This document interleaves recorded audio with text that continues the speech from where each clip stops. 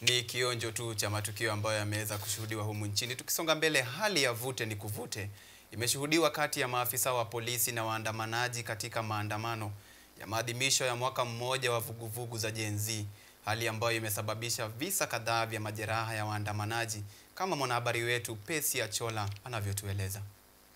Kwa mara nyingine sauti za wananchi zimetikisa mitaa ya miji mikuu nchini, maelfu wakijitokeza kuadhimisha siku ya maandamano ya Gen Z. Makabiliano makali baina ya polisi na waandamanaji yameshuhudiwa katika barabara ya Thika kuelekea Nairobi, huku polisi wakionekana kuwatawanya waandamanaji hao kwa vitoza machozi, huku waandamanaji wakiwarushia afisa hao mawe.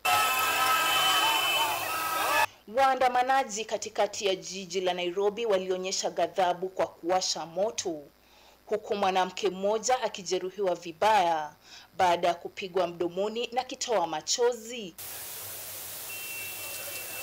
Watu watatu wameripotiwa kujeruhiwa vibaya kwa kupigwa risasi na kukimbizwa katika hospitali ya Kenyatta.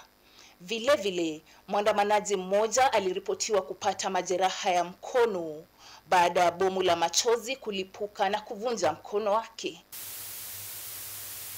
Kwingineko, mwanahabari wa NTV Ruth Samoei aliumizwa baada ya polisi kumrushia kitoza machozi.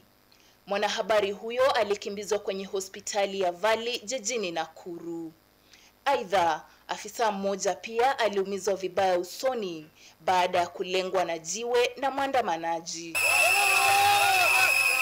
Huku hali ya taharuki ikizidi kushuhudiwa katika maeneo mbalimbali, bado haijabainika ni wangapi wamepoteza maisha, mashirika ya haki yakitarajiwa kutoa ripoti kuhusiana na yaliyojiri.